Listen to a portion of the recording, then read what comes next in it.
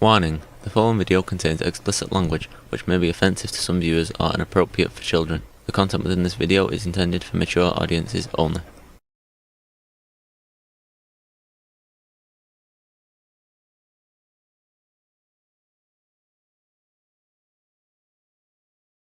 Warning: this video may contain explicit descriptions of drug use, violence, and sexual situations. Viewer discretion is advised as this content may not be suitable for all audiences.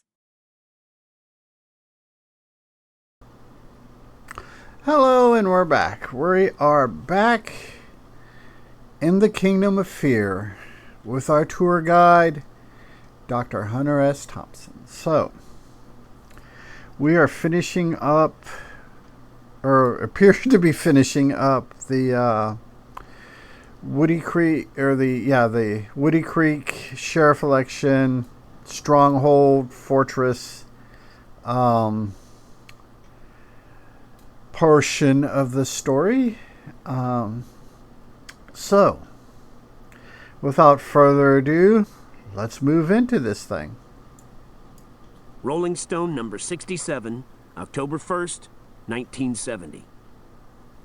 The root point is that Aspen's political situation is so volatile as a result of the Joe Edwards campaign that any freak power candidate is now a possible winner. Yeah, if this would have came out, they would have got that article in and written in, say, the September or the August edition, they probably would have been able to get some mileage out of it. But October, ooh, yeah, yeah. In my case, for instance, I will have to work very hard and spew out some really heinous ideas during my campaign to get less than 30% of the vote in a three-way. Yeah. But if you get more than a third of the vote, you're scaring the establishment all to hell and back. And an underground candidate who really wanted to win could assume from the start a working nut of about 40% of the electorate, with his chances of victory riding almost entirely on the backlash potential.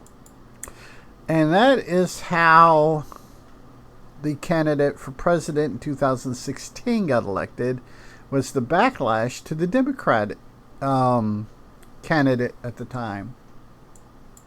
Or how much active fear and loathing his candidacy might provoke among the burghers who have controlled local candidates for so long. Yeah, it'd be interesting. I think the two main political parties, especially after this election, that Thompson's election here, have manipulated the rules to the point of making it nigh impossible for a third or fourth party to be relevant. They've manipulated it so only they can get the power and only they can get the money. So, it was no surprise when it finally became apparent that the freak power slate was going to get no less than 40% of the vote to find our local GOP brain trust scrambling to arrange a last-minute emergency compromise with their arch enemies in the other party. Yep. And that is what is going to mess over a third or fourth party and independents every single time.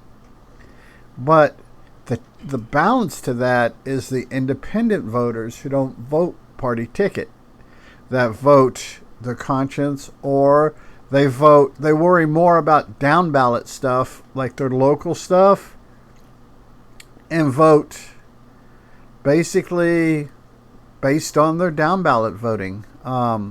If they're voting primarily Democrat, chances are they're going to vote for a Democrat. If they're voting mainly their down ballot stuff, they like mainly Republicans, they're going to probably vote Republican. And they're not going to be locked in to election. It's going to vary. That's the balance to the Democrats and the Republicans doing their best to anally rape the American public. The difference in Aspen was like the difference between Nixon and LBJ on the national level. Beyond the personalities and patronage squabbles, there was no real difference at all. Not on the issues. And that is true today. What happened, however, is that about halfway through the campaign, both establishment parties found themselves hawking a local version of the Black Panthers' theory of the greater fear. As much as they might detest each other personally, they hated freak power more. Yeah, the Black Panthers back in the 90s, back in the late 1900s for you kids, I did a little bit of research into the Black Panthers, and a lot of their manifesto is playing out now in American politics. That's what's scary, is a manifesto written mid to late 60s and carried by loyalists all the way up to now. A lot of what's in that manifesto, like the greater fear and stuff like that, is playing out today. H.L. Meacham from the early 1900s. That's just weird. The early 20th century. A lot of what he said back then, or what he wrote, a lot of Meacham stuff's playing out now, and that is scary as hell, because he wrote some dark shit. And they agreed that it had to be stopped by any means necessary.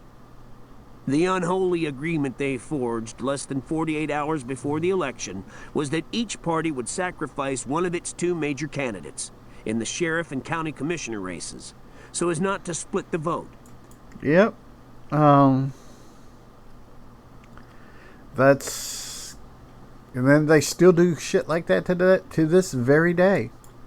This assured massive bipartisan support for both incumbents, Sheriff Carol Whitmire, a Democrat, and Commissioner J. Sterling Baxter. Yeah, I still want to know if that Whitmire is any relation to the Whitmire that is current governor of Michigan. I may have to... I don't know if I want to look that up or not. It's one of those ones where, yes, I want to know, but at the same time, I don't want to know in case the answer's not what I want.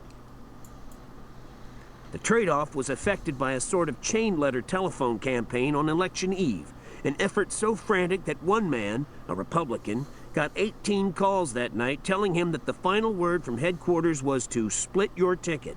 We're dumping GOP sheriff candidate Ricks, and the Democrats are dumping Caudill.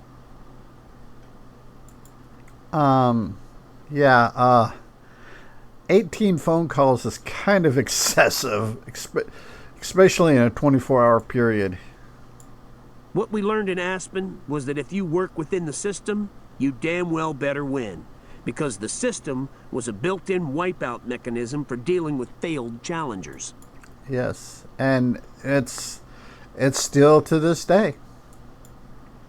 If the Freak Power Brain Trust learned anything serious in that election, it was that working within the system is merely a lame euphemism for playing by their rules. Yes, and the thing is, you've got to figure out how to use their rules against them. I made it 25 years in TDC doing that. And the reason why I was so successful at doing it is because as a young teenager, I had a healthy dose of Hunter S. Thompson. Once you do this and lose, especially in a small town with a voting population of just under 2,500, you're expected to hunker down like a natural gentleman/politician and take your beating. The inevitable consequences of running a failed challenge on a deeply entrenched power structure. See, and that's what a lot of people don't understand. It's like Nixon, Richard Nixon, Bill Clinton, and Donald Trump. All their legal entanglements, all their impeachments, all their going to court for having to pardon Nixon and all that, to avoid that for Nixon, wasn't because they did anything wrong. We live in a country where everybody's guilty. The cardinal sin that Richard Nixon, William Jefferson Clinton, and Donald John Trump made was they got caught. That is the biggest and most lethal sin you can make in America. Like the laws of physics, the laws of politics in America seem based on the notion that every force creates a counterforce of exactly equal strength. Our bizarre voter registration campaign mobilized a vast number of local freaks who had never registered before to vote for anything. It makes you wonder how many of them voted after that election. That's just a curious question I have. And many of them said afterward that they would never register again. Well, there's an answer to that. They insisted all the way to the voting booths that they hated politics, and especially politicians. But they loved Hunter. The Freak Power platform, and indeed the whole campaign, was so far above and beyond anybody's idea of politics that in the end we found most of our strength among people who were proud to call themselves non-voters. I'm be honest with you, in this 2024 presidential election, I'm voting for the guy that wears the rubber boot on his head. I have to look up his name, but I think he should be a viable candidate. In a town where no candidate for any public office had ever considered it necessary to pull more than 250 votes, a stone-bald and grossly radical freak power candidate for sheriff pulled 1,065 votes in 1970.